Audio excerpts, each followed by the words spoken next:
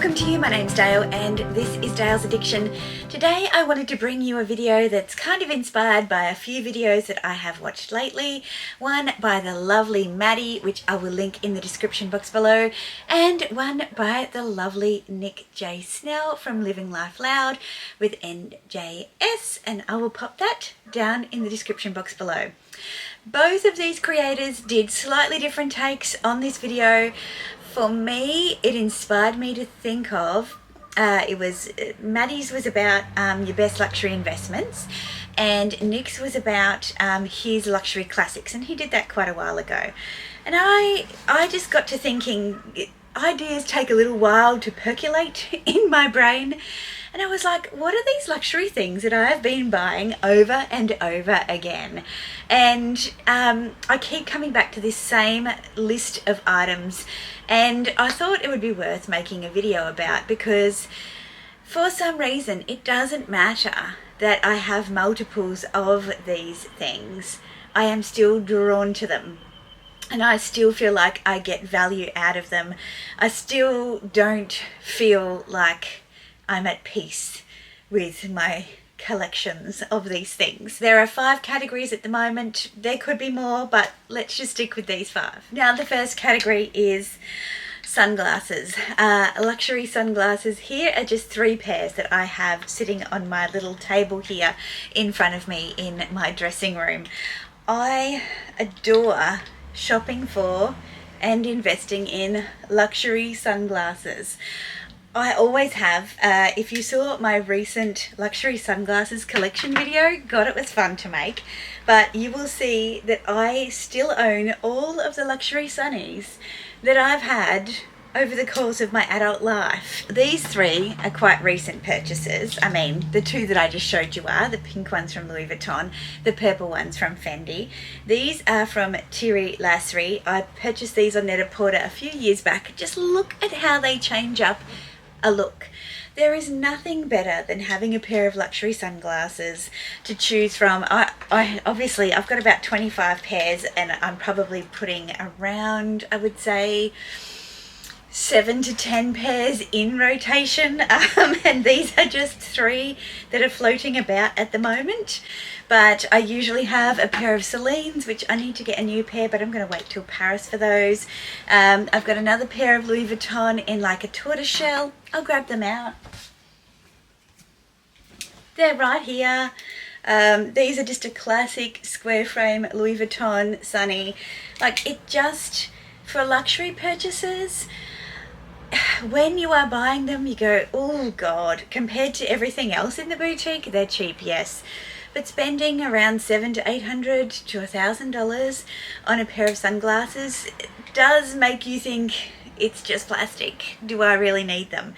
But I honestly feel like they make such a difference to your outfits. Can you find non-luxury alternatives? Yes. Do I enjoy buying them and wearing them as much? No. Does that make me materialistic? Probably.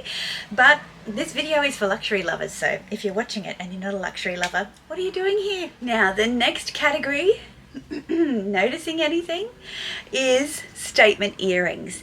Now, over the last couple of years, I've really been enjoying Oscar de la Renta luxury earrings. Obviously, Oscar de la Renta is a luxury brand, and they make beautiful statement earrings. Now, you will hear a lot of luxury YouTubers say to you, do not spend money on fashion jewelry. It's a waste of time and money. You could buy real gold and gemstones for the price of these pieces. Yeah, you can, but I don't agree with the advice. Somebody asked me on my recent Instagram Q&A why I buy luxury, and I said because I feel like it's art, and buying luxury gives me the opportunity to incorporate someone else's art into my personal style. And I feel like that's when you really feel like you're kind of curating your look and who you are. And the luxury element may not necessarily mean quality, but it is original most of the time. And I feel like a lot of the high street fashion houses borrow from luxury house designer inspiration. And so for me, I'm quite happy to spend money on statement jewellery particularly statement earrings, because again, they are so unique. They just bring your outfit up a notch. Today, I'll put my outfit of the day in. Blue jeans, white t-shirt, white linen blazer, neutral sandals, and these beautiful earrings, which invited me to bring the Birkin along because, you know, why not? Just for like a spring floral vibe. I just think these are gorgeous. They're made of raffia. They are so light to wear and so easy, and because I've got multiple piercings, they fit beautifully on my lobe. Obviously, I didn't just stop there. I bought these ones last year, and it's no surprise to you that I would buy a purple floral beaded earring. Aren't they just the most beautiful earrings? I have worn them several times. Again, really light and comfortable, just really well made, so you don't feel like you're going to end up with a really stretched out earlobe afterwards.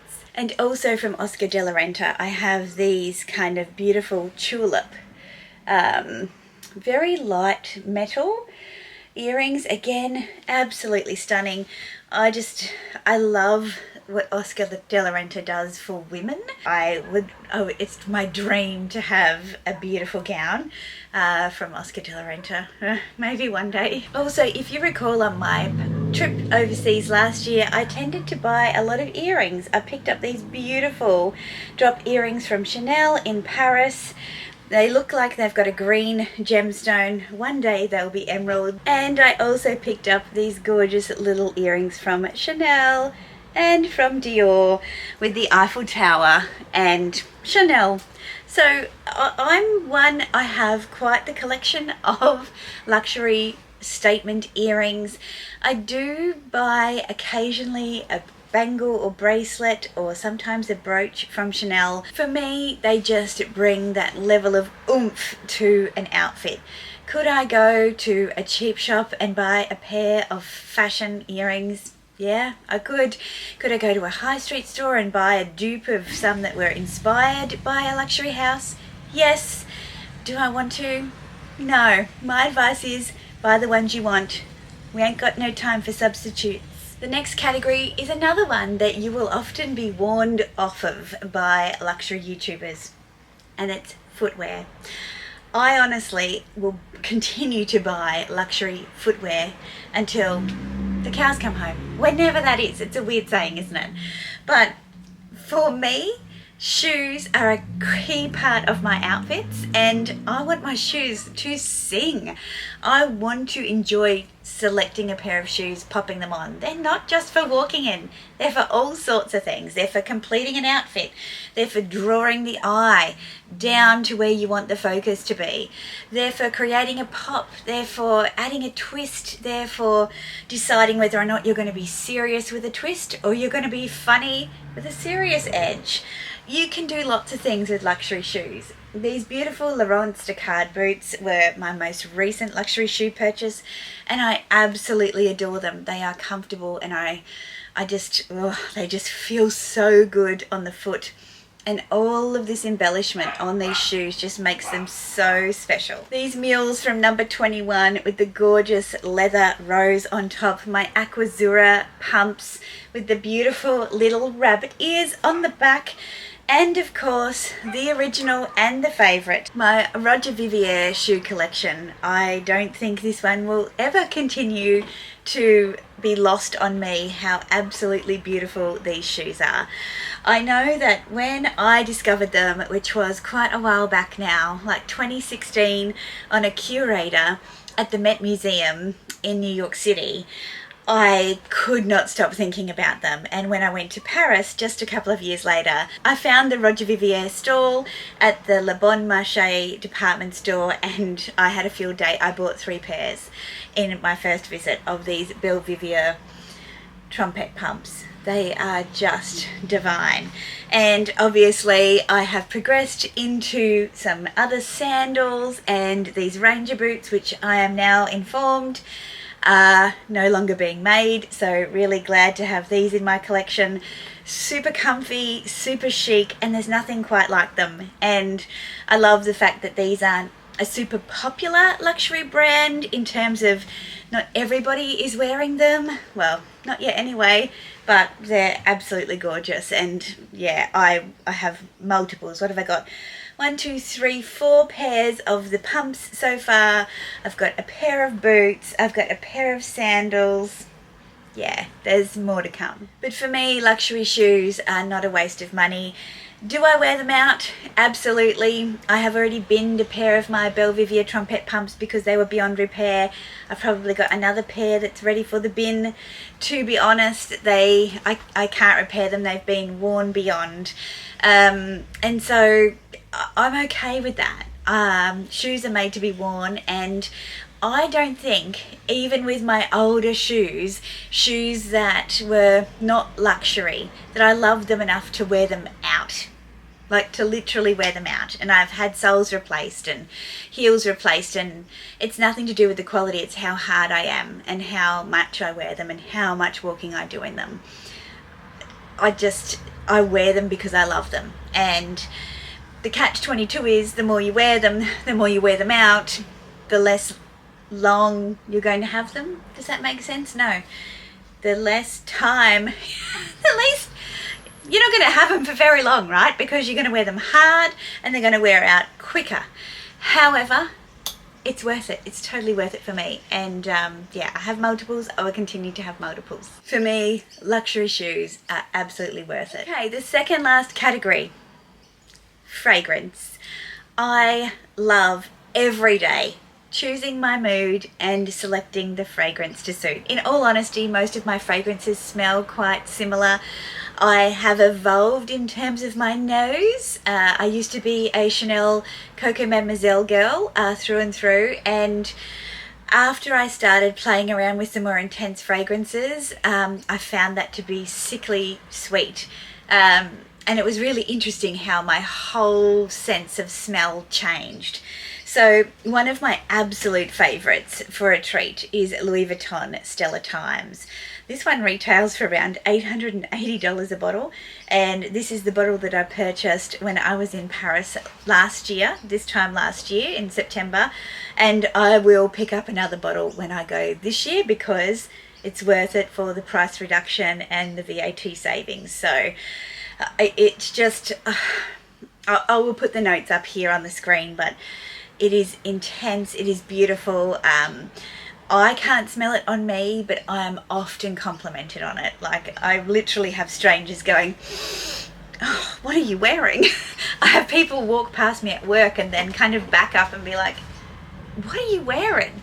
It's just one of those beautiful fragrances, and it agrees with my chemistry. One that took me quite by surprise, I discovered again in Paris last year. I was actually shopping for my friend Nadia, who told me about the Harmonist.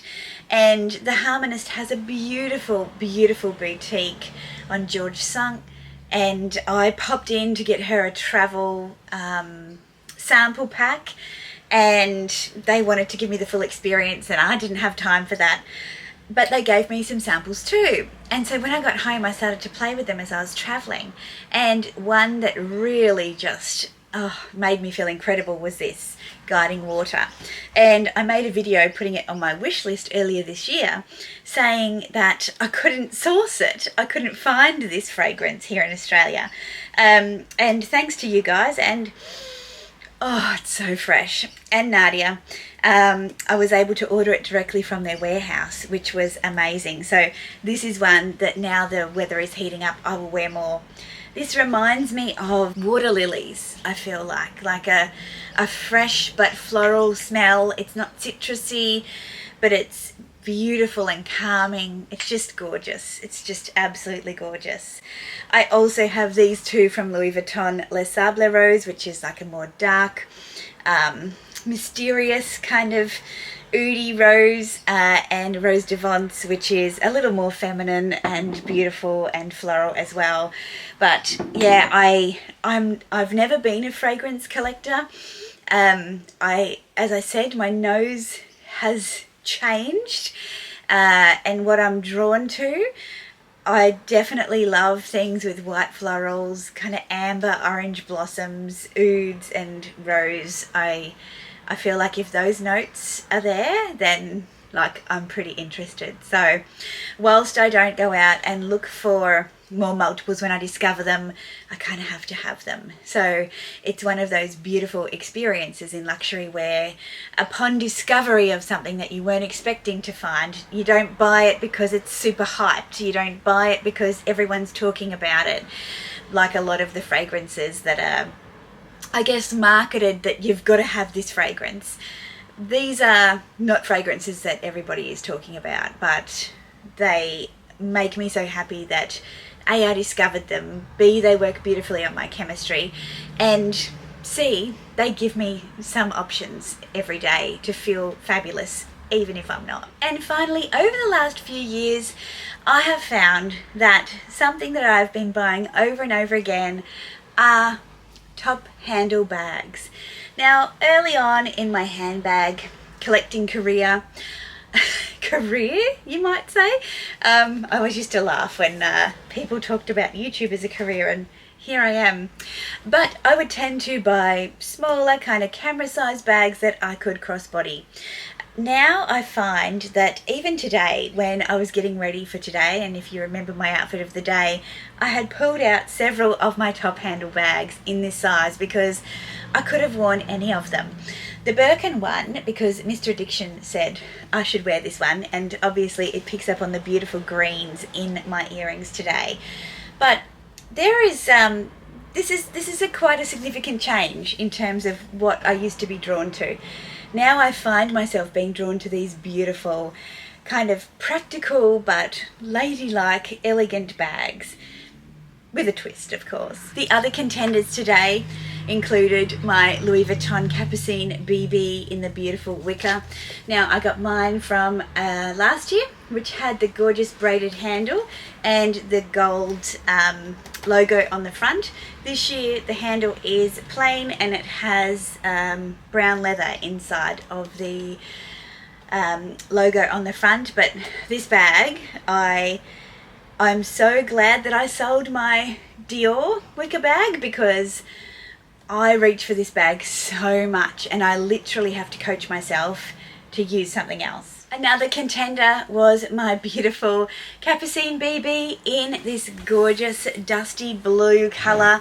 I love this colour. This bag, look, it rarely wins the competition. I rarely carry it, and today with Mr. Addiction, if you know what he refers to this handle as, you'll know that he was not going to select this one, but it would have worked beautifully with my outfit. It really is the most gorgeous bag. I don't wear it a lot, but I cannot see it going anywhere because I love it. I really love it. These two small peekaboos were also in the running. My beautiful violet that is smiling like an absolute dream. I love this about this bag, and I can't wait to get my made to order in large, which has got a smile even bigger. And my gorgeous metallic, again, haven't worn it much. I feel like summer is going to be the time for this bag. It is an absolutely gorgeous bag. I just have a lot of choices, but it doesn't mean it's going anywhere. Another one that I could have chosen today was my gorgeous little, it's a PM Alma in the Murakami monogram multicolour. I bought this charm to go with it a few years ago that perfectly matches. It's just a really fun, practical piece in my wardrobe. I bought it for, you know, nostalgic reasons, and it's actually a really used piece in my wardrobe. And obviously I have a bunch more of top handle bags. It's not going to stop me from picking up anymore. So look, that's it for the luxury pieces that I would buy over and over. What are yours? What can you just not see yourself ever giving up on, ever falling out of love with, ever finding a reason not to continue pursuing, discovering new pieces in that category of luxury? Let me know in the comment section down below. If you've enjoyed this video, please give it a thumbs up and consider subscribing if you haven't already. I'd love to see you back for my next video. Until then, ciao.